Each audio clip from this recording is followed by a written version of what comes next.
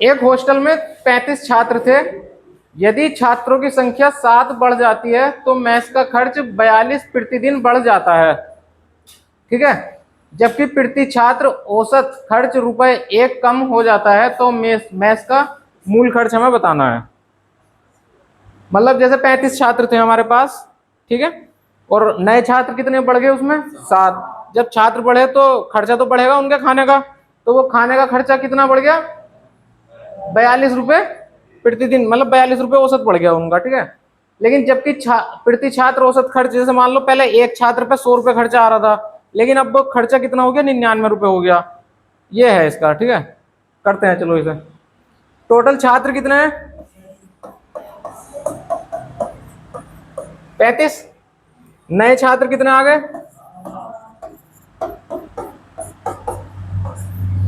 7। ठीक है। मेस का खर्च 42 प्रतिदिन बढ़ जाता है। खर्च कितना बढ़ गया, 42 रुपए। ठीक है। अब और क्या पूछ रहा है वो, 35 5 40 और 2 42।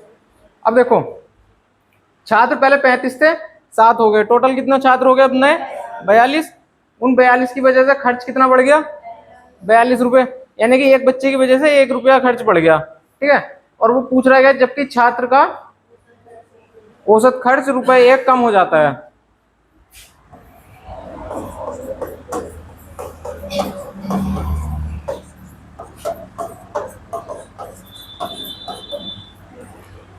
अब इतना तो इसमें दिया हुआ है। ठीक है। सबसे पहले हम मान लेंगे कि छात्र का जो औसत खर्च है शुरू में कितना है, निकालना क्या है तो मूल खर्च निकालना। औसत खर्च हम मान लेंगे कितना, शुरू में नहीं दिया हो तो x मान लेंगे।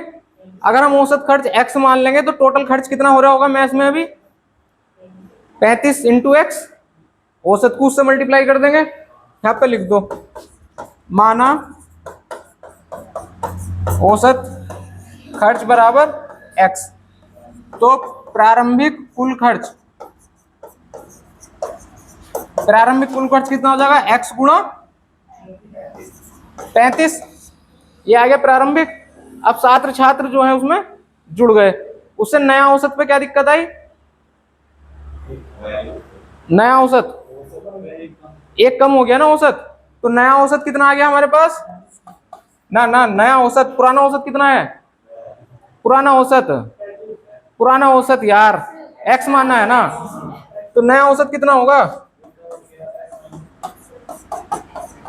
x-1। नए नए छात्र कितने आ गए टोटल, 7 आ गए, और 35 पहले थे, 35 और 7 42। नया औसत ही आ गया, छात्र कितने हैं 42, तो कुल खर्चा कितना है 42 गुणा, यानी कि 42x- ये आ गया नया खर्च, औसत 42। चलो ये तो लिख ले करो यार, छोटी छोटी चीज है। 42x- 42, ये आ गया हमारा नया खर्च। और हमें नया खर्च उसमें क्वेश्चन में क्या दे रखा है, 42 रुपये प्रतिदिन बढ़ जाता है। पुराना खर्च कितना था 35x। 35x में अगर हम 42 जोड़ देंगे तो नया खर्च आएगा, क्योंकि पुराना खर्च दिया हुआ है उसमें 42 की वृद्धि हो गई तो नया खर्च आ जाएगा। इसमें 42 जोड़ के उसके बराबर रखो, x का मान निकाल दो, करो।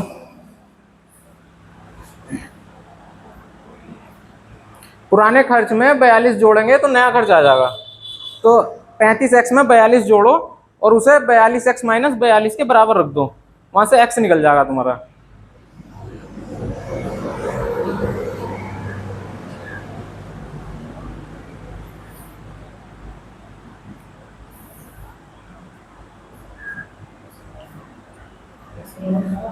कितना आ गया 12, 84/7 12, x बराबर 12 आ गया। ठीक है। अब पूछ क्या रहा था वो, मूल खर्च कितना था 35x। 12 को 35 से गुणा करो, 35 ढाई 350 और 35 दूनी 70, 420। आंसर नंबर है। कराते हैं अभी यहां तक करो इसे, है ना, फिर कराते हैं इसे आगे का।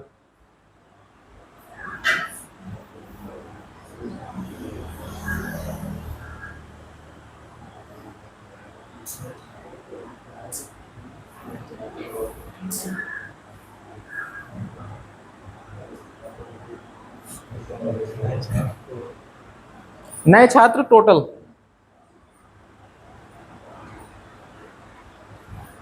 या इसे अपनी भाषा में लिख ले करो कि बाद में छात्रों की संख्या बराबर 7 + 35, कुछ भी लिख लो, मर्जी है तुम्हारी। जब एग्जाम में बैठोगे तो वहां थोड़ी ना लिखोगे, वहां तो डायरेक्ट करना है, वहां तो आंसर लाना है, कैसे लाओ। आ गया सबको यहाँ तक? कोई दिक्कत यहाँ तक किसी को? बताओ, दोबारा से समझाएंगे नहीं तो। यहाँ तक समझ में आ गया ना? सबको आ गया? ठीक है। अब हमारे पास कितना है? 35x और 42x - 42। पुराना खर्च हमारा कितना था? 35x।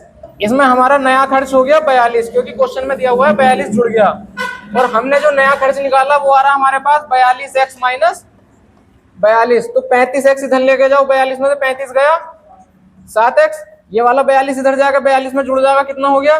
84। तो x बराबर कितना आ गया? 12। x बराबर 12। और हमारा प्रारंभिक खर्च कितना था?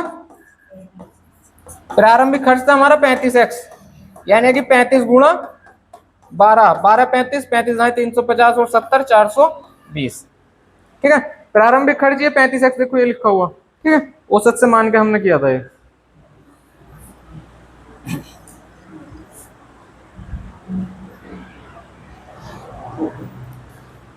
आगे सबके 420। इक्वेशन सोल्व करने में कोई दिक्कत थोड़ी ना आती है इनमें।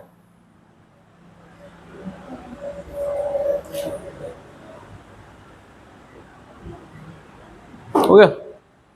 चलो नेक्स्ट देखो, ये तो करा नॉर्मल सा, ये भी करा दिया था कल, ये आज कराया है। ये वाला तो कल रेशो में बता दिया था ना, रेशो बता दिया था कल। क्रिकेट के 10 ओवरों में इतना 282 रन लक्ष्य तक पहुंच, ये वाला करो। क्रिकेट के एक खेल में जो है 10 ओवरों में रन रेट जो है 3.2 का चल रहा है, ठीक है, मतलब एक ओवर में 3.2 रन बन रहे हैं, ठीक है, और 282 रनों का जो है लक्ष्य है, मतलब जो है जो अपोजिशन वाली पहले खेल चुकी है फर्स्ट पारी, उसने 281 रन बनाया है, तो जीतने के लिए 282 रन चाहिए, ठीक है। तो हमें 282 रन बनाने हैं 40 ओवरों में, बाकी बचे हुए 30 ओवरों में हमें कितने रन बनाने होंगे पहले ये बताओ। 10 ओवर वो खेल चुके, 10 ओवरों में 3.2 के औसत से रन बना दिए, तो कितने रन बना चुके हैं अभी तक पे? 10 गुणा 3.2 32, 32 रन में बना चुके। उन्हें टोटल रन कितने बनाने हैं? 282। तो अभी कितने रन और बनाने पड़ेंगे? 282 - 32 यानी कि 250। अब 250 कितने ओवरों में बनाने पड़ेंगे वे? 40 तो टोटल ओवर है, तो 10 ओवर खेल चुके, बचे कितने ओवर? 30। तो 250 30 ओवरों में बनाने हैं, तो 250 रन बटे 30 ओवर, आंसर आ गया तुम्हारा। करो।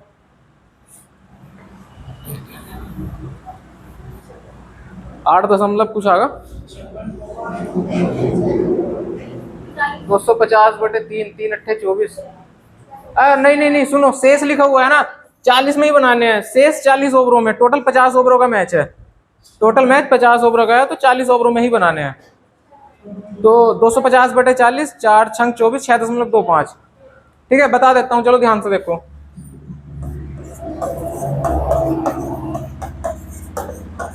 दस ओवरों में कुल रन कितने हो गए? 10 ओवरों में कुल रन 10 गुणा क्या हो गया? 10 ओवरों में कुल रन 10 गुणा 3.2 32। शेष रन कितने बचे हमारे पास बनाने के लिए? 200 - 32 यानी कि 200, 250 रन बनाने हैं। शेष ओवर कितने हैं हमारे पास? 40, ठीक है, शेष ओवर 40। तो औसत, या तो औसत बोल दो या रन रेट बोल दो, इसे एक ही बात है अगर मैच में चल रहा है तो। यानी कि शेष रन कितने? 250 बटे 40, 0 से 0 कैंसिल, ही आएगा तुम्हारा 6.25। अब एक चीज बताओ, क्या एक ओवर में 6.25 रन बन सकते हैं? कभी नहीं बनते ना। तो ये क्या है ना, हम मान के चलते हैं कि 6.25 रन बन रहे होंगे, किसी में 8 बनाएगा, किसी में 7 बनाएगा। ये कल समझा रखा था तुम्हें जिस दिन का स्टार्ट करी थी ना, कि औसत क्या है, एक्चुअल वैल्यू नहीं है, वो बराबर बराबर मान के चल लेते हैं, बस इतना। ठीक है, कोई दिक्कत किसी को इस क्वेश्चन में? यहां से मैच ना देखता, टोटल 50 ओवरों का मैच है। पहले जिसे खेलना था उसने 281 रन बना दिए, तो दूसरी जो पारी खेल लेगी उसे कितने रन बनाने पड़ेंगे? 282। जीतने के लिए 282 बनाने पड़ेंगे। उन्होंने 10 ओवरों में शुरू कर रन रेट 3.2 चल रहा है। रन रेट 3.2 यानी कि एक ओवर में वो 3.2 रन बना रहे हैं, तो 10 ओवरों में कितने रन बना चुके होंगे वे?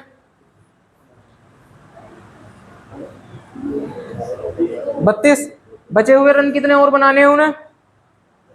282 रन टोटल चाहिए जीतने के लिए, 32 रन बना चुके, 250 रन और चाहिए। अब 250 रन कितने ओवरों में चाहिए? शेष 40 ओवरों में, क्योंकि 10 ओवर वो खेल चुके, तो 250/40 6.25। ये तुम्हारा औसत आ गया। इतने रन उन्हें एक ओवर में चाहिए आगे जीतने के लिए। ठीक है, नेक्स्ट क्वेश्चन। हाँ अभी कराएंगे ये तुम्हें चाल दूरी समय वाले में भी आएगा ये क्वेश्चन, और ये यहाँ पे भी आएगा। ठीक है, करो इस क्वेश्चन करो। एक कार यात्रा के पहले भाग में 40 किलोमीटर की गति से तथा शेष भाग में 60 किलोमीटर की गति से यात्रा करती है। मान लो 10 किलोमीटर चलना हमें। 10 किलोमीटर में से शुरू के 5 किलोमीटर कितनी चल रही हो? 40 किलोमीटर पर आवर के हिसाब से। बाद के 5 किलोमीटर कितने के हिसाब से चल रहा है वो? 60 के हिसाब से। दोनों बराबर बराबर कर दिया, यानी कि इसलिए हमने 5-5 ले लिया। अब वो पूछ रहा है कि मतलब कितनी औसत गति उसकी होनी चाहिए, मतलब उसे कुछ घंटे लग गए, 40 में गया और 60 में गया, मान लो 4 घंटे में वो 10 किलोमीटर चल गया। अब ये बताना है कि औसत गति उसकी कितनी होगी, मतलब कितनी वो एक ही गति रखे अपनी, ताकि वो उसी गति से 4 घंटे में पहुंच जाए। ये बताना है इस क्वेश्चन में। ठीक है, देखो देखो ये वाली डिस्टेंस डी मान लो, ये डिस्टेंस डी मान लो, दोनों बराबर है। क्वेश्चन में दिया हुआ है दोनों बराबर डिस्टेंस है। ठीक है, पहले भाग में 40 किलोमीटर पर आवर की गति दे रखी है, और एक फॉर्मूला तो सबको पता होगा, गति बराबर, अब वो फॉर्मूला अभी नहीं। गति बराबर क्या होता है? चाल बराबर दूरी बटे समय। गति या चाल एक ही बात है। गति बराबर दूरी बटे समय। गति बराबर दूरी बटे समय। तो यहाँ पे गति कितनी है, दूरी कितनी है, समय कितना है नहीं पता, समय कितना है नहीं पता। ठीक है, इस पोर्शन में आ जाओ। गति कितनी है, दूरी कितनी है, टाइम कितना है नहीं पता, टाइम कितना है नहीं पता। अब औसत गति का मतलब ये होता है कि T1 और T2 तो हमें समय लगे, अब हमें नई गति वो बतानी है जिससे। अच्छा एक बात बताओ, ये दोनों दूरी चलने में कितना समय लगा होगा? T1 में ये चला, T2 में ये चल गया। T1 में इतनी दूरी चल गया, T2 में इतनी दूरी चल गया, तो टोटल समय कितना लगा? T1 + T2। यहां से हम D1 को कैसी मान लो, इसे धामपुर मान लो, धामपुर का आधा हिस्सा मान लो, कैसी मान लो। अगर डी मान लिया, इधर डी मान लिया। पहली डी कितने समय में चला? वो T1 में। दूसरी दूरी कितने समय में चला? वो T2 में। चाल कितनी है? 40 और 60 की। दूरी डी डी दोनों बराबर है, क्वेश्चन में दिया हुआ है। ठीक है, तो यहां से लेके यहां तक पहुंचने में लास्ट तक कितना समय लग गया हमें? T1 + T2 ये समय लग गया। अब हमें औसत गति का मतलब ये बताना है कि समय हमारे पास 2T हो। ठीक है, दूरी हमारे पास 2D हो गई, तो चाल बतानी है। चाल कितनी आएगी?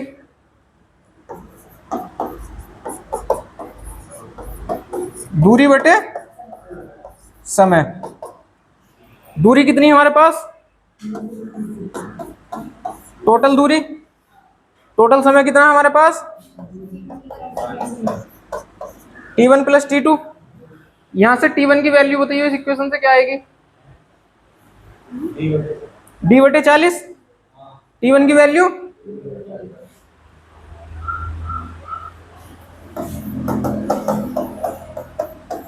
और T2 की वैल्यू। हमारे पास चाल कितनी थी नई वाली? D + D/T1 + T2, यानी कि D + D/T की वैल्यू D/T T1, और इसकी वैल्यू कितनी है?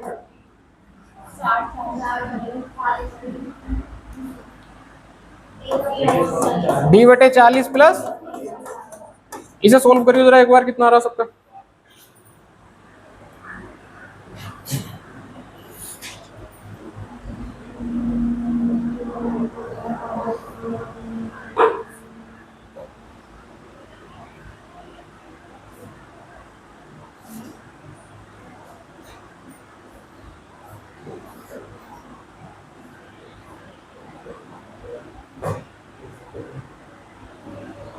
होया होया सोल्व? करो यार।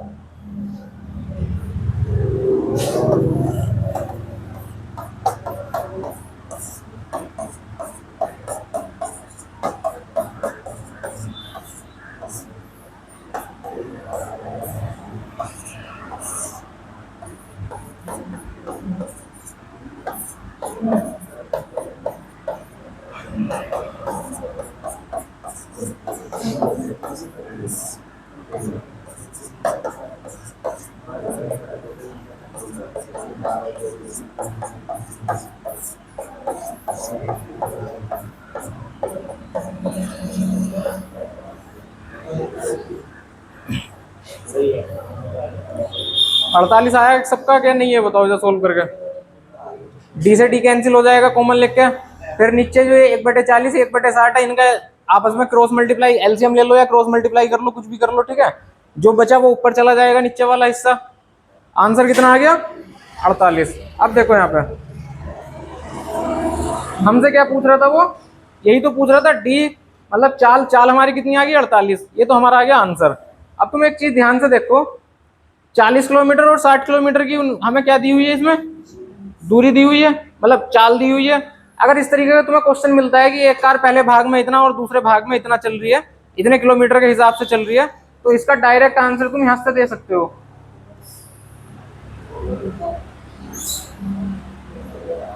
जो नीचे लिखा ना 2s1 into s2 upon 2 into s1 into s2 upon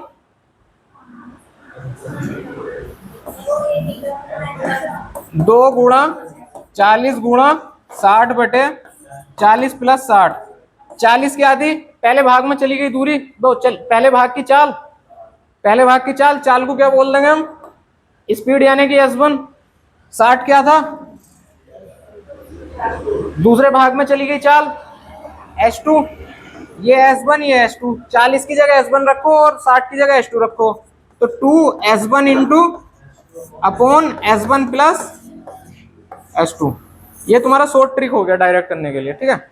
अगर इस तरीके का क्वेश्चन मिले तुम्हें डायरेक्ट, पहले भाग में इतने किलोमीटर पर आवर की गति से चल रही है, दूसरे भाग में इतने किलोमीटर पर आवर की गति से चल रही है, यहाँ पे दिक्कत क्या है? दूरी दोनों में सेम होनी चाहिए, ये ध्यान रखना पड़ेगा। दोनों भागों में चली गई दूरी सेम होगी तभी ये फॉर्मूला लगेगा, नहीं तो नहीं लगेगा, ठीक है। नहीं तो जैसे हमने पूरा मेथड किया बड़ा वाला, इस तरीके से करना पड़ेगा, ठीक है। तो direct 2 into s1 s2 upon s1 plus s2 करके देखो, डायरेक्ट 2 गुणा 40 गुणा 60/40 प्लस 60, वही लाइन आ गई जो हमने नीचे लिखी थी, ठीक है। समझ में आया यहाँ तक? किसी को कोई दिक्कत हो बताओ? डायरेक्ट 60/40/2 नहीं कर देंगे, कभी कभी ऐसा कर देते वाला कि पहले में 40 चल रही दूसरे में 60 है, तो 60 और 40 100/2 50। वो औसत नहीं है, वो बस उनकी दो संख्याओं का औसत है, वो चाल का औसत नहीं है। हाँ ये क्या करते? शॉर्ट ट्रिक है।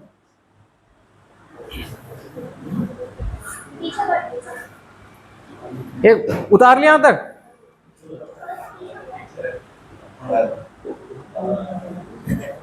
बस ध्यान उस फॉर्मूले में ये देना है शॉर्ट ट्रिक में कि दोनों चली गई दूरी क्या है? समान होनी चाहिए। अगर डी दोनों अगर अलग अलग आएगी तो वो शॉर्ट ट्रिक हम नहीं लगा पाएंगे, ठीक है।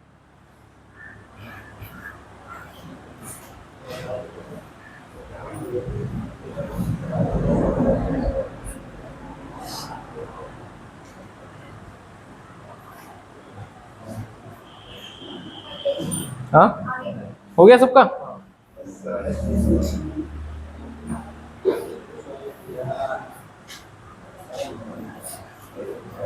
ये वाला जो है ना, ये वाला क्वेश्चन तुम्हें चाल दूरी और समय चाल दूरी वाले जो क्वेश्चन आएंगे ना आगे जब पढ़ेंगे, उसमें भी आएगा ये।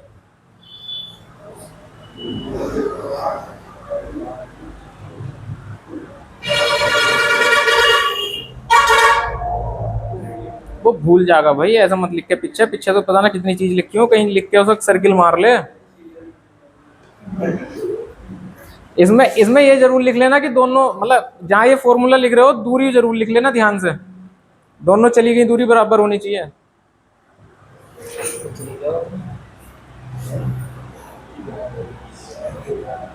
किसी को ये सॉल्व करने में दिक्कत तो ना आई ना? d plus D upon D plus 60 plus D plus 40, किसी को दिक्कत है इसमें?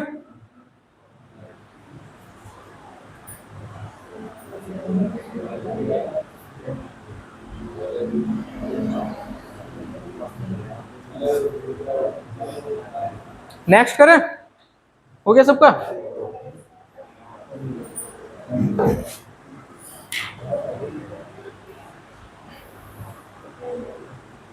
जो यहाँ पे ये क्वेश्चन है ना, ये तो तुम्हें लिखे हुए मिल ही रहे हैं, और इन्हें पहले इन्हें करने हैं घर जाकर, फिर जो बच रहे हैं वो भी करने हैं, ठीक है।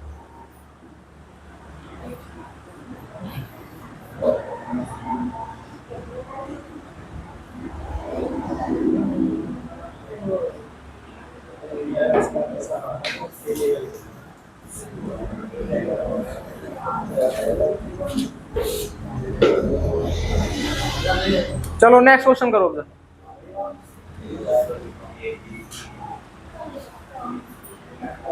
एक क्वेश्चन कराया था तुम्हें, 5 सेक्शन थे, हिंदी इंग्लिश मैथ वाला, उस तरीके से करो इसे। तीन तीन बच्चे हैं, ए बी और सी, उनका औसत वजन 45 है, ए और बी का औसत वजन 40 है तथा बी और सी का औसत वजन 43 है, तो बी का वजन हमें बताना है। एक बार करा देता हूं, जो पहले दिन क्लास में ना, आज ये आया ना आंसू, आज भी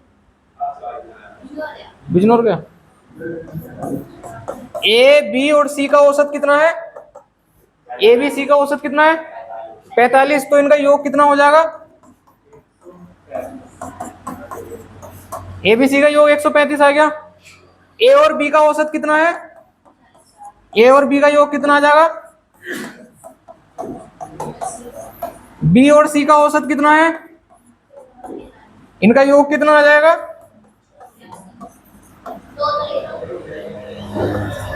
इनका योग 86। इन दोनों को जोड़ो, ए प्लस 2b प्लस सी बराबर कितना आएगा, 80 80 160 और 6। यहां तक कोई दिक्कत नहीं। अब ये जो इक्वेशन है, इसमें से ये वाली इक्वेशन को घटाओ, ए में से ये गया खत्म, लिख देता हूं चलो, ए प्लस बी प्लस सी बराबर कितना है। अब घटाओ इसे, जब घटाएंगे तो इसके साइन चेंज होते हैं, नीचे वालों के साइन चेंज होते हैं, ए से एक, सी से सी कैंसिल, 2b में से एक भी गया, 166 में से 135 गया, पूछ क्या रहा था, बी की वैल्यू 31, ठीक है। अब जब करोगे ना तो ये लिखने की जरूरत नहीं है, ए प्लस बी इतना, बी प्लस सी इतना, डायरेक्ट करो 80 और 86। यहाँ देखो किसका औसत कितना कितना है, 40 दूनी 80 और 43 दूनी 86, 80 86 166, 166 में से 45 या 135 घटाओगे, आंसर आ जाएगा डायरेक्ट। हो गया सबका।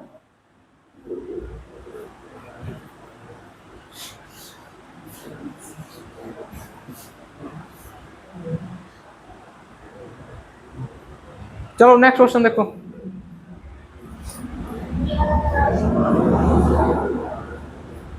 एक फर्म में सभी कर्मचारियों का औसत वेतन कितना है, 8000 है। सभी कर्मचारियों का औसत वेतन कितना है 8000। 7 तकनीशियनों का जो टेक्नीशियन बोल देते हैं सर, जो उनका औसत वेतन है वो कितना है 12000, और शेष का औसत वेतन कितना है 6000। तो फर्म में कर्मचारियों की कुल संख्या बतानी है हमें। अगर हमारे पास टेक्नीशियन 7 हैं तो बाकी जो है हमें उनका पता नहीं कितने हैं, वे मान लो कितने हैं, x मान लो, ठीक है, x मान लिया। अब जो हमारे पास जो टोटल कर्मचारी हैं वे कितने हो जाएंगे,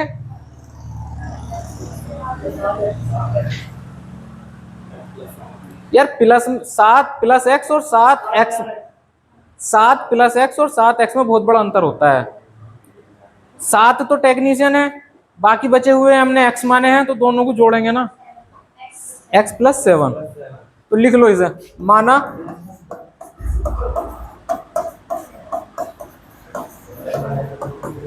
माना शेष कर्मचारी कितने हैं x, तब कुल कर्मचारी कितने हो जाएंगे, बोलो यार, मान शेष कितने हैं x, तो कुल कर्मचारी x प्लस 7। कुल कर्मचारियों का औसत वेतन कितना है 8000, तो कुल वेतन कितना आ जाएगा, कुल वेतन सभी कर्मचारियों का x प्लस 7 गुणा 8000। औसत 8000 है ना, टोटल कर्मचारी कितने हैं x प्लस 7 दोनों को गुणा करोगे तभी तो योग आएगा, ठीक है। और जो टेक्नीशियन है इनका कुल कुल कुल कितना आएगा टेक्नीशियन का? टेक्नीशियन का बताओ टोटल वेतन कितना आएगा? टेक्नीशियन कितने हैं टोटल? 7। एवरेज कितना है इनका, औसत वेतन कितना है? 12,000। तो गुणा कर देंगे ना, 7 गुणा 12,000। शेष का टोटल वेतन बताओ कितना आएगा? जो शेष कर्मचारी थे उनका टोटल वेतन बताओ, औसत कितना है उनका? 6,000। औसत कितना है? 6,000। संख्या कितनी है? x कितना आ गया? x गुणा 6,000। ये कितना आ गया? 72,000। ये कितना आ गया? 6,000 x, ठीक है। 12 सत्ते 84, ठीक है। 84 आ गया, ये आ गया। अब एक बात बताओ, अगर टेक्नीशियन में जो बचे हुए थे इन दोनों को जोड़ दूंगा, कंपनी में यही दो तो आदमी है, तो क्या मेरा टोटल वेतन आ जाएगा? करो, 84,000 और 6,000 प्लस 6,000 एक्स को जोड़ के इसके बराबर रख दो। 84,000 प्लस 6,000 एक्स बराबर x प्लस 7 गुणा 8,000। एक्स की वैल्यू बताओ मुझे कितनी आ रही है इससे। तो फर्म में कर्मचारियों की कुल संख्या बतानी है, 2,000 के साथ जाएगा। 8 सत्ते 56, 84 में से 56 गए, कितने बचेंगे?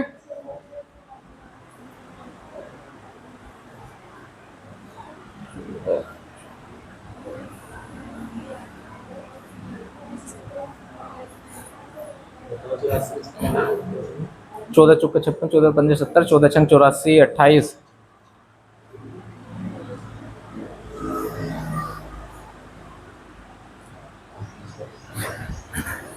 निकालो भाई एक्स की वैल्यू निकालो। 8 को गुणा कर लेंगे पहले 8,000 को अंदर, 8,000 एक्स प्लस 56,000 आ जाएगा। वो 56,000 इधर लिया, 84,000 माइनस 56,000, 8,000 बचेगा उधर। 8,000 में से 6,000 एक्स घट के कितना बच गया? 2,000 एक्स। कितना आ गया? 2,800 28,000 बटे 2,000, 28,000 बटे 2,000 यानी कि 14 आ गया। एक्स की वैल्यू 14 आ गई। और कुल कर्मचारी कितने हैं? कुल कर्मचारी एक्स प्लस 7, तो 14 प्लस 7 कितना हो गया? 21 कर्मचारी आ गए। अगर वो पूछता कि टेक्नीशियन कितने हैं, 7, और बाकी शेष कर्मचारी हमारे एक्स थे, शेष कर्मचारी 14 थे हमारे। एक्स की वैल्यू किस किस की नहीं निकली पहले ये बताओ। हाँ भाई मैम, एक्स की वैल्यू कितनी आ रही? चलो एक्स की वैल्यू निकालना है, ये उतार लिया सबने यहां तक।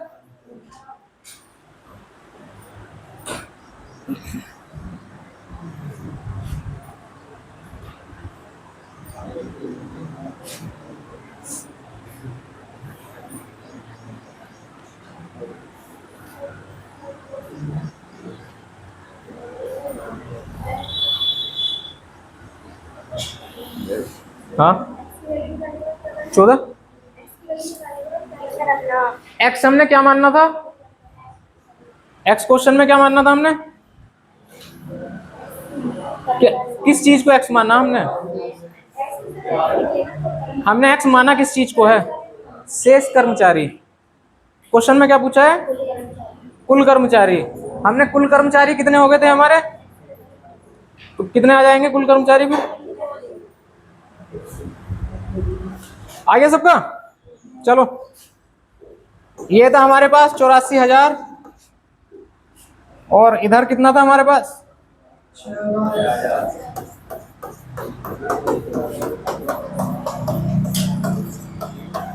यही तो था।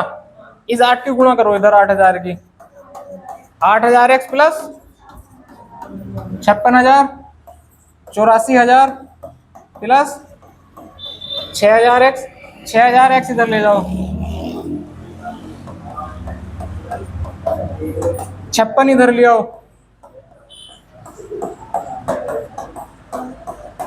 ये बच गया 28,000। इधर कितना आ गया तुम्हारा? 2,000 एक्स। तो एक्स बराबर कितना आ गया? 28,000 बटे 3 जीरो से 3 जीरो कैंसिल, 2 से 1 कट गया कितनी बार? एक्स बराबर कितना आ गया? 14, ठीक है। शेष कर्मचारी थे एक्स प्लस 7, कुल कुल कर्मचारी कितने हैं? x प्लस 7 यानी कि 14 प्लस यानी कि 21। ठीक है, कोई दिक्कत अब इसमें? नेक्स्ट क्वेश्चन देखो। हाँ ना, शॉर्ट ट्रिक रहने दो। 5 करवा है वैसे, शॉर्ट ट्रिक कराऊं? ट्रिक नहीं है, बस सोचना है तुम्हें, सोचना है। ट्रिक नहीं है, तुम्हें सोचना है। ठीक है, सोचो ध्यान से। एक कर्मचारी में सभी का औसत वेतन कितना है? 8,000। 7 कर्मचारियों का औसत वेतन कितना है? 12,000। शेष कर्मचारियों का औसत वेतन कितना है? 6,000। ठीक है, पहले एक ट्रिक ही बता देते हैं इसकी, रुक जाओ। एक बार तुम्हें क्वेश्चन कराया था मैंने, यहां कुछ लिखा था, यहां कुछ लिखा था, यहां कुछ लिखा था, इसमें से ये घटाया था और इसमें से ये घटा के यहां निकला था। कराया था कुछ ऐसा क्वेश्चन एक। ठीक है, उसी हिसाब से इसे करेंगे अब हम। टोटल औसत कितना है? 8,000 को रखो बीच में, जो टोटल दिया होता है ना सबका। उस दिन हमने चाय वाला क्वेश्चन करा था। 2 तरीके की चाय थे, एक चाय का रेट इतना था, एक चाय का रेट इतना था, और उसे किस अनुपात में मिलाना है कि चाय का रेट इतना हो जाए। तो फाइनल अनुपात आया था ना कि इतना हो जाए, तो वही है। टोटल कितना है? 8,000। टेक्नीशियनों का कितना है? 12,000। शेष का कितना है? 6,000। ठीक है, इसमें से ये घटाओ, कितना आ गया? 2,000। इसमें से ये घटाओ, कितना आ गया? 4,000। इनका रेशो लो, कितना आ गया? 1:2। ठीक है, टेक्नीशियन कितने हमारे? 7। यूनिट में कितने? 1 यूनिट। 1 यूनिट की वैल्यू कितनी हो गई? 7। तो 2 यूनिट की वैल्यू कितनी हो गई? 14। तो शेष हमारे कितने आ गए? 2 यूनिट है ना, शेष वाले जो बचे हुए हैं, शेष तो 2 यूनिट है ना, 14 आ गए ना। वही हमने निकाल लेते एक्स की वैल्यू 14। तो शेष कितने आ गए हमारे? 14। टोटल कितने हैं हमारे पास? 2 और 1 3 यूनिट। टोटल कितने हैं? 3 यूनिट। 3 यूनिट की वैल्यू कितनी होगी? 21। 1 यूनिट की वैल्यू 7, तो 3 यूनिट की वैल्यू कर लो उसे ऐसी सेम टू सेम।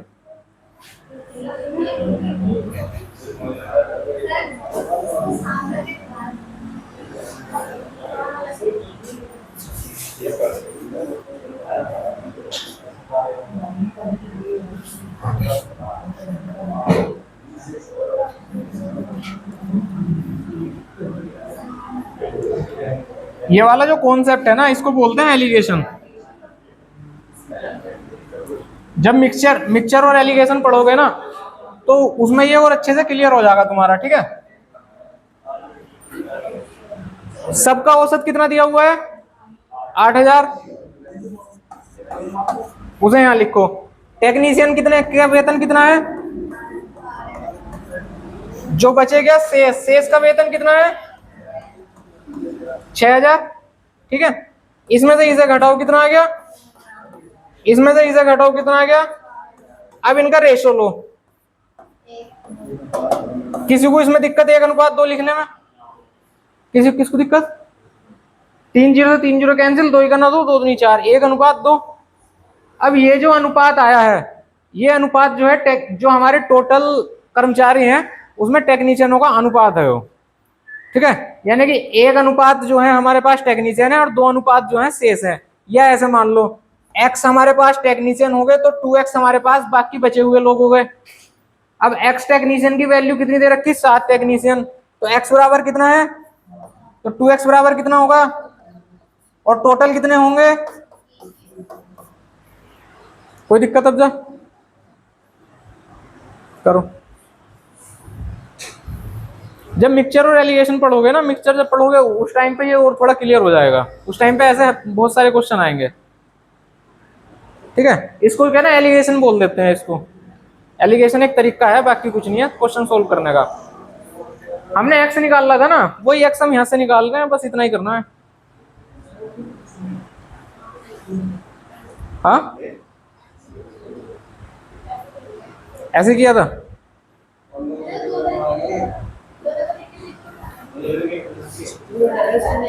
क्या कह रहा? बता बता बता। ये सब पेपरों में आएंगे। अब हाँ, ये तो बताओ, जो जिस पेपर की तैयारी कर रहे हो उसके सैंपल पेपर वगैरह कुछ ले रखे हैं तुमने ना? लो यार, ना यार, हम अब मान लो तुम 10-15 अलग अलग के कराओगे तो हर एक के 2-2 क्वेश्चन कराने में ही 4 दिन निकल जाएंगे। ये तो सोचो, हर एक एग्जाम का लेवल अलग अलग आता है, ये तो सबको पता ही है। ठीक है, तो उसके करो, और अगर ना हो तो भी पूछो। ठीक है, चलो नेक्स्ट क्वेश्चन करो। 5 क्रमागत सम संख्याओं का एवरेज कितना है? 66। करा दिया था वैसे, लेकिन करो फिर से। A B C D E 5 संख्याएं हैं, क्रमागत सम संख्याएं A B C D E. अगर 5 सम संख्याएं होती हैं तो उनका औसत क्या होता है? बीच वाला। 7 होती हैं तो भी बीच वाला, और अगर 6 होती हैं तो मतलब वो दो का एवरेज निकाल देते हैं बीच वाली संख्याओं का, समझाया था। ठीक है, चलो मान लो 5 संख्याएं क्या है, 1 2 3 4 5। ये कितना है? एवरेज हमेशा क्या है? बीच वाला होगा। अगर क्रमागत सम हो या विषम हो, बीच वाले को एवरेज रख दो। ये वाली संख्या कितनी आएगी फिर? ये वाली संख्या, ये वाली संख्या, ये वाली। पूछ क्या रहा है वो? बी और ई 64 और 70 का मल्टीप्लीकेशन पूछ रहा है। करो 64 को 70 से गुणा। 6 7 42, 420 और 7 चौक 28, 448, 4480। क्वेश्चन पढ़, दोबारा से पढ़। आया?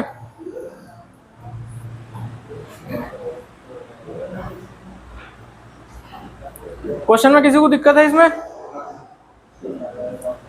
अरे जिसे होया करे पूछ ले करो यार।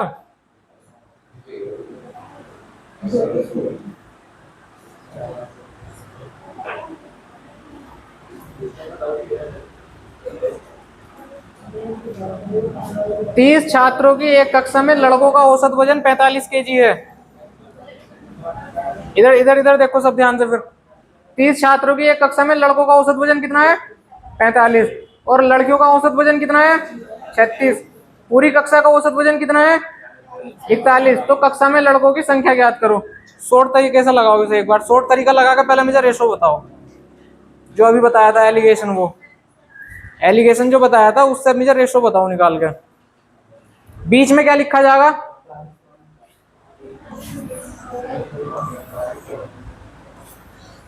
बीच में टोटल, टोटल कितना है? 41 पॉइंट। यहां बॉय लिख दो, यहां गर्ल्स लिख दो। बॉयज कितने हैं? बॉयज का वजन यार यहाँ एवरेज लिखा जाता है ना, जो 45। गर्ल्स का एवरेज 36 है ना। घटाओ इसे। 45 में से 41 4 गया, 41 4 में से 36 गया। हाँ, तो कोई दिक्कत किसी को? अब इसका वो निकाल लो, रेशो निकाल लो।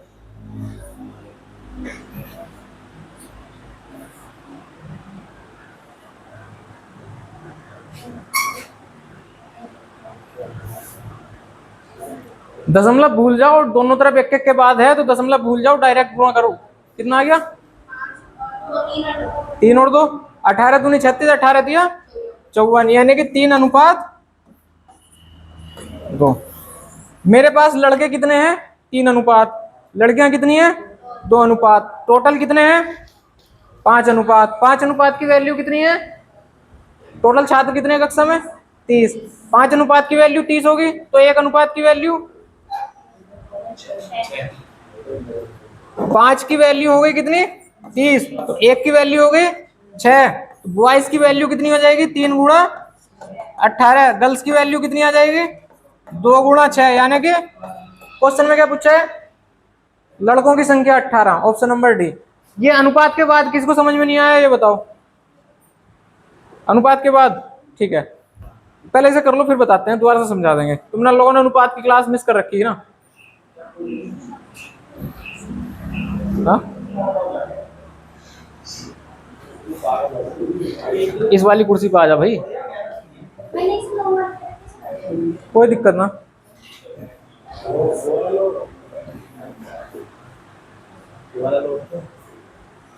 लोग बोला है उसने। हाँ, हो गया सबका ये वाला। चलो दोबारा से देखो, यहां तक समझ में आ गया ना? 3 और 2 अनुपात निकल गए। ठीक है, हम ये मान के चलते हैं कि लड़के जो है हमारे पास वो 3 यूनिट हैं या 3 अनुपात हैं या 3x है, कुछ भी मान लो, ठीक है। लड़कियां कितनी होंगी तो 2x।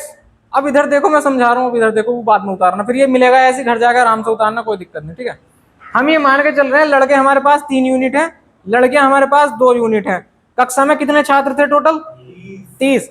कक्षा में 30 यार, तो तीन यूनिट लड़के हैं, 2 यूनिट लड़के हैं, तो टोटल कितने हो गए? 5 यूनिट। इन 5 यूनिट की वैल्यू 30 है हमारे पास। जब 5 यूनिट की वैल्यू 30 होती है, जैसे 5x की वैल्यू अगर 30 है तो x की वैल्यू हम कैसे निकालते हैं? 30/5, यानी कि x की वैल्यू कितनी आ गई? 6। तो 3x की वैल्यू कितनी आएगी? x की वैल्यू अगर 6 है तो 3x की वैल्यू कितनी आएगी? 3 × 6 18, और 2x की वैल्यू 6 × 2 यानी कि 12। अब मैं x की जगह सिर्फ यूनिट बोल रहा हूँ, मैं लिख नहीं रहा हूँ कि यहाँ 3x है या 2x है। मैं मान के चल रहा हूँ 3 यूनिट लड़के हैं, 2 यूनिट लड़कियां हैं, टोटल 5 यूनिट। 5 यूनिट की वैल्यू 30, 5 यूनिट की वैल्यू 30, तो 1 यूनिट की वैल्यू 30/5 बराबर 6। 1 यूनिट 6, वही x बराबर 6 आ गया। तो लड़के कितने हैं? 3 यूनिट, तो 1 यूनिट की 6, तो 3 यूनिट की 18, तो 2 यूनिट की 12। पूछ क्या रहा था हमसे? लड़के लड़के कितने हैं? 3 यूनिट यानी कि 18। कोई दिक्कत? अब उतारो।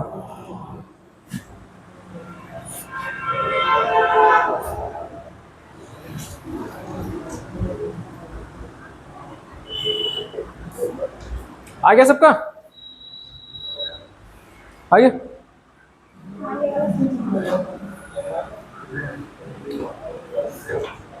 ए बी सी डी 4 क्रमागत विषम संख्याएं हैं, उनका औसत 42 है। इसे करो। 4 क्रमागत विषम संख्याएं हैं, 1 2 3 4। तो मुझे चारों संख्याएं बता दो तुम यार।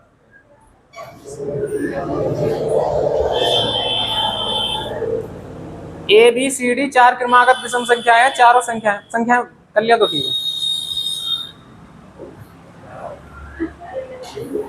हाँ, आंसर नहीं, पहले संख्याएं बताओ।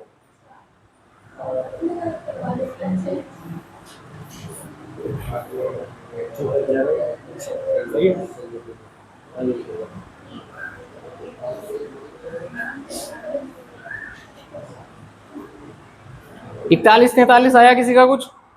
बस ठीक है, छोड़ो। मान लो एवरेज कितना दे रखा है उनका? 42।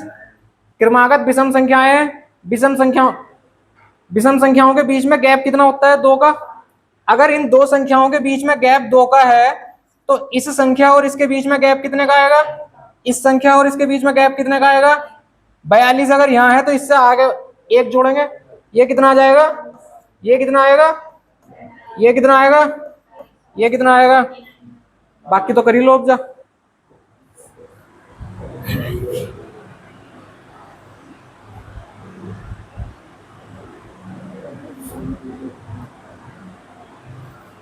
क्या पूछ रहा था? बी और डी।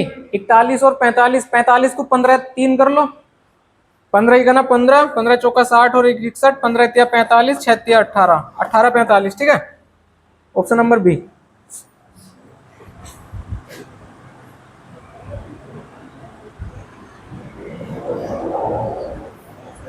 यार गुणा करके लिखे करो भाई आंसर, और गुणा वैसे करे करो जैसे समझा रखी है तोड़ तोड़ के। जब 41 का पहाड़ा भी याद नहीं और 45 का पहाड़ा भी याद नहीं है, 45 को ऐसे 2 टुकड़ों में तोड़ लो जिसके पहाड़े याद हो। 9 पंजे 45 कर लो या 15 तिया 45 कर लो, ठीक है। पहले 41 की 15 से गुणा कर लो, फिर जो आंसर आए उसका 3 से गुणा कर लो, ठीक है। इस तरीके से करे करो। उतार लिया सबने? चलो नेक्स्ट देखो। एक स्कूल में कक्षा एक्स के 3 सेक्शन ए बी सी हैं, ठीक है। 3 सेक्शन हो गए। सेक्शन ए में 30, सेक्शन बी में 35 और सेक्शन सी में 40 छात्र हैं। अलग अलग सेक्शन में अलग अलग स्टूडेंट आ गए। सेक्शन ए के गणित में औसत अंक 70, बी के 65 और सी के 60 हैं। तो पूरी कक्षा के औसत अंक बताने हैं। एक काम करो, पहले ए के टोटल निकाल लो, बी के टोटल निकाल लो, सी के टोटल निकाल लो, तीनों को जोड़ो और तीनों को जोड़ के सारे स्टूडेंट से डिवाइड कर दो, निकाल लो। ए के टोटल नंबर बता दो मुझे।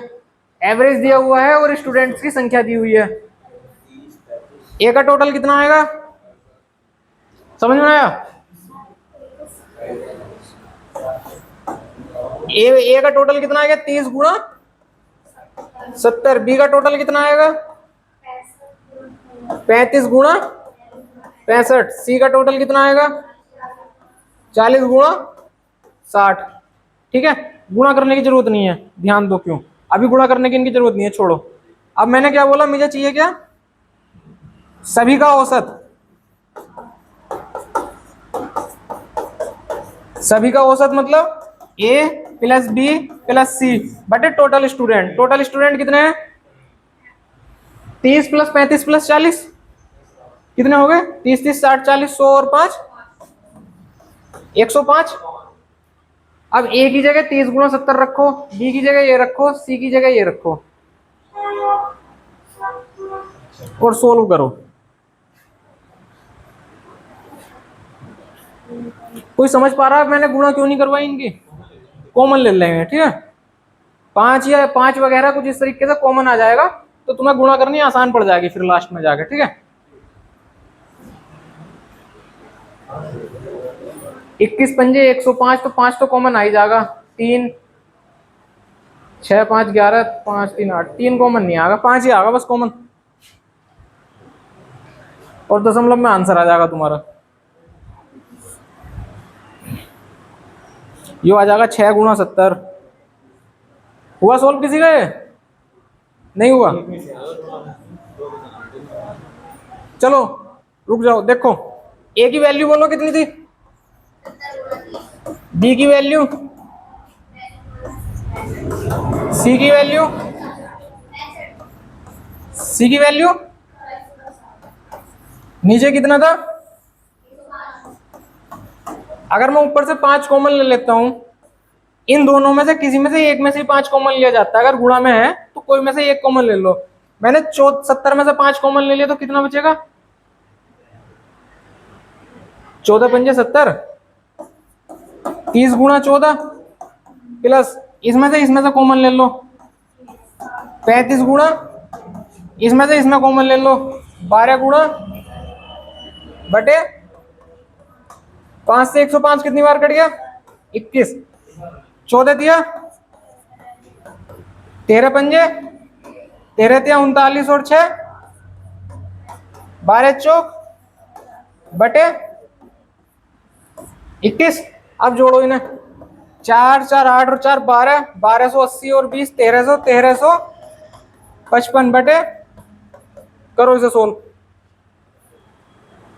21 छक्का 126, बचेंगे कितने 9, 21 चौक 84, 6.4 कुछ आ रहा है क्या,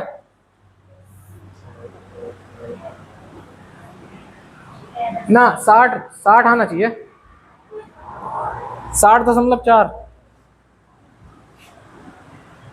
करो करो कैलकुलेट करो,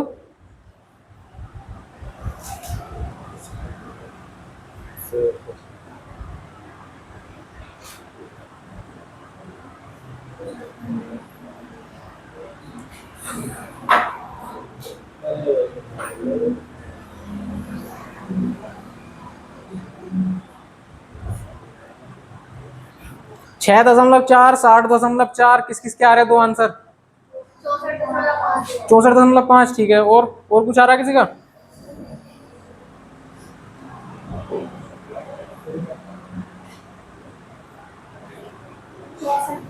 64.5 आ गया, ठीक है। ऑप्शन नंबर कौन सा है 64.5 65.5, देखो कहीं गड़बड़ हो रही है, कैलकुलेट करो एक बार, नहीं तो थोड़ा मिसप्रिंट हो गया होगा।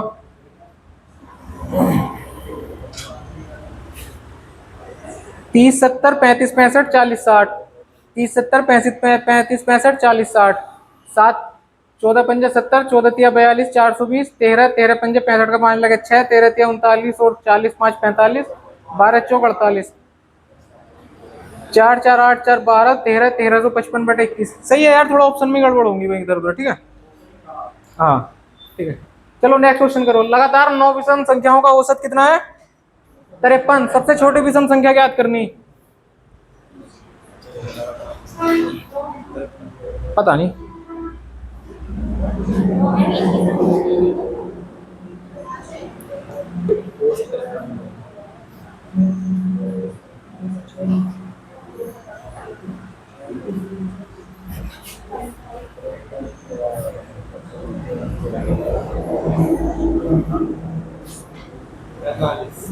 पैंतालीस आ गया, सबका आ गया। करो करो, जिसका नारा करो भाई। 1 2 3 4 5 6 7 8 9, यानी कि चौथी संख्या क्या आ जाएगी हमारी? अब तो निकाल दोगे।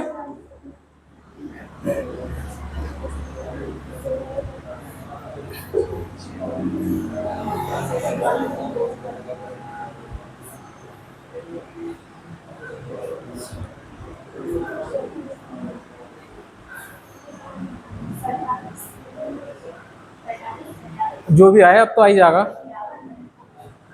आ गया सबका?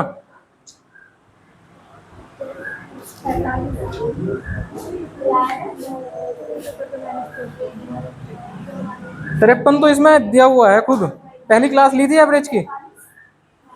चलो आज यूट्यूब पर डल जाएगी, वो ले लेना, ठीक है।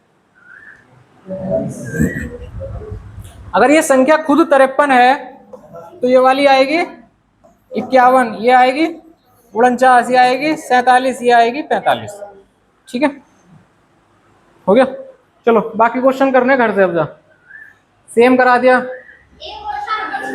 कौन सा? 46।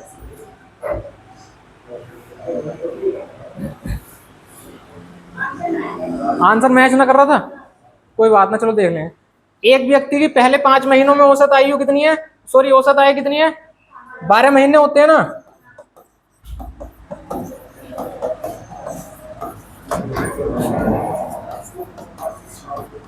बारह महीने हो गए। 12 में से शुरू के 5 का क्या दे रखा तुम्हें? औसत दे रखा। इनका योग निकाल लो, 5 पंजे। इन 5 महीनों की टोटल आय कितनी होगी उसकी? 25,000। अगले 7 महीनों की आय कितनी है?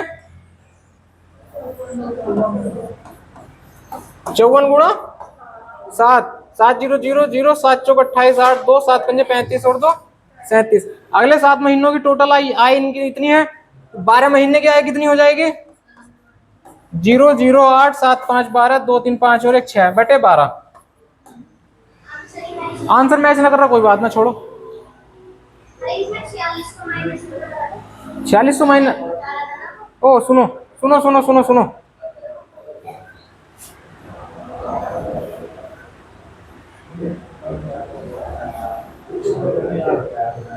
टोटल आय बताओ पहले मुझे। टोटल आय कितनी आ गई थी जोड़ के? 7 5 12 का तो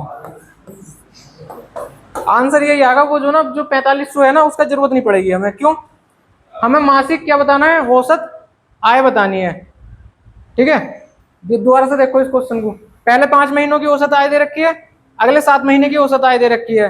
5 महीने की टोटल आय निकाल दोगे औसत गुणा 5 करके, 7 महीने की टोटल आय निकाल दोगे 7 गुणा औसत करके, 12 महीने का टोटल निकाल दोगे 62,800।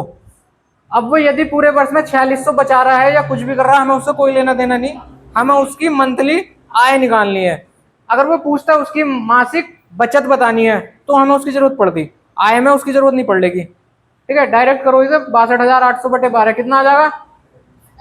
12 पंजे 60, 12 दूनी 24, 12 तिया 36, 12 तिया 36,